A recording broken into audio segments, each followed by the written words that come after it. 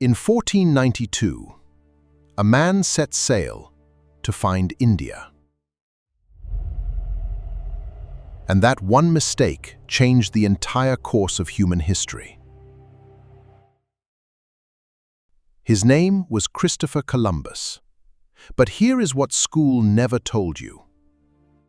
In the summer of 1492, 3 small wooden ships slipped quietly out of a Spanish port. On board, barely 90 men, their mission?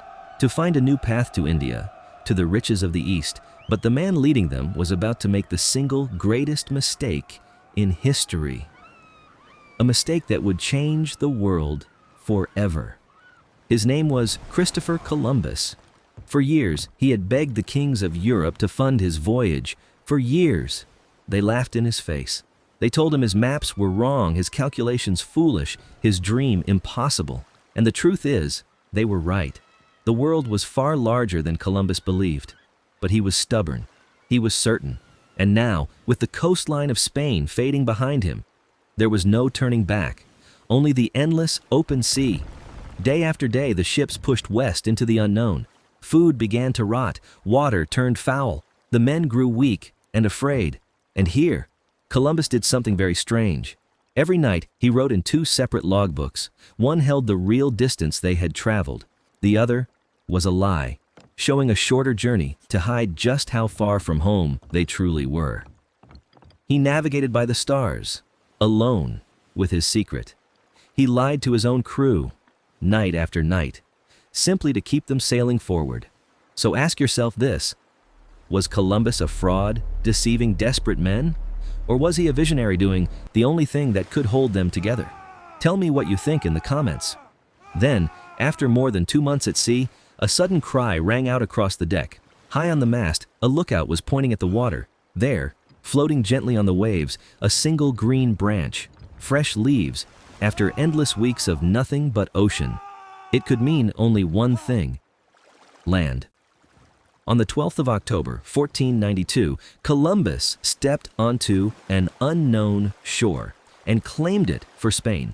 But this land was already home to thousands, the Taino people, who had lived here for centuries. At first, the meeting was peaceful. Gifts were exchanged. Smiles, curiosity, wonder on both sides. But then, Columbus noticed something glinting in the sunlight, small ornaments of gold. And in that very moment, everything began to change. That same night, he wrote in his journal, not about friendship, but about gold and how easily these people could be conquered. He sailed on, island after island, still convinced he had reached the coast of Asia.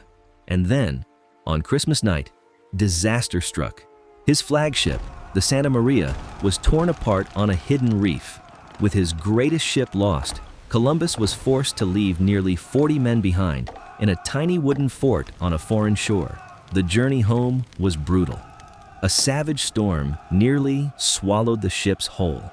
Certain he would die, and terrified his discovery would die with him, Columbus sealed his story inside a wooden barrel and hurled it into the raging sea.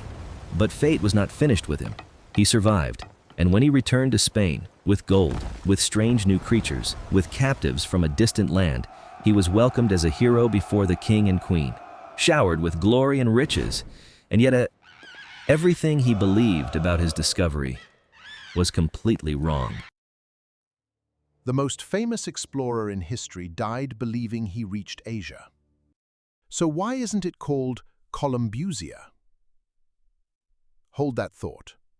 Columbus had unleashed something far greater than he could ever imagine. Word of his voyage exploded across Europe like wildfire. Suddenly, every kingdom wanted ships, wanted gold, wanted a piece of this new world. The race had begun. And then, 2 great powers did something almost unbelievable. Spain and Portugal sat down with a single map and simply divided the entire unexplored planet between themselves. A line drawn through a world they had barely even seen. As ships poured across the ocean, something extraordinary began. 2 worlds, separated for thousands of years, suddenly collided and traded their treasures. And these treasures would reshape daily life for every human being on Earth. Think about this for a moment. Before 1492, there were no tomatoes in Italy, no potatoes in Ireland, no chocolate in Switzerland, no corn, no peppers anywhere in the Old World. Horses and wheat sailed west, potatoes, tomatoes, cacao, and corn sailed east. In a single generation, the food on every table, in every country, was rewritten forever. But this new world came at a terrible price.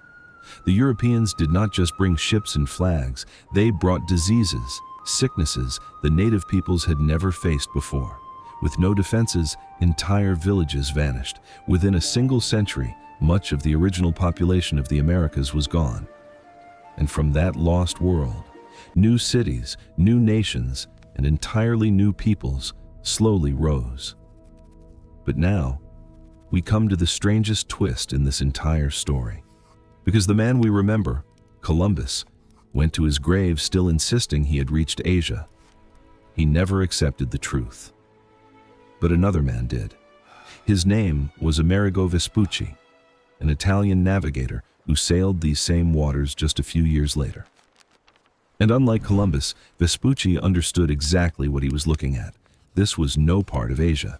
This was something entirely new, a new world.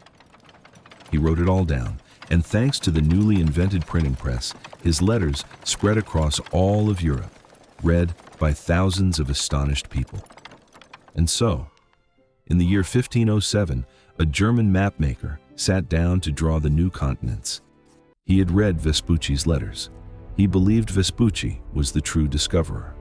And so, across that vast new land, he wrote a single word, America, named not after Columbus, but after Amerigo, a name printed onto thousands of maps that would stick for the rest of human history.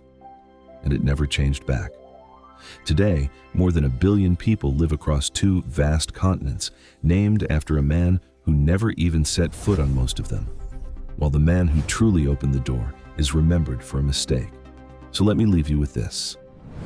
Before today, had you ever even heard the name Amerigo Vespucci? Tell me honestly in the comments. And if you enjoyed this journey through history, subscribe and stay curious. I'll see you in the next story. A man who didn't even discover the land that bears his name. So tell me, Pratime, had you ever heard the name Amerigo Vespucci before today? Subscribe and give this old teacher a like. I'll see you soon.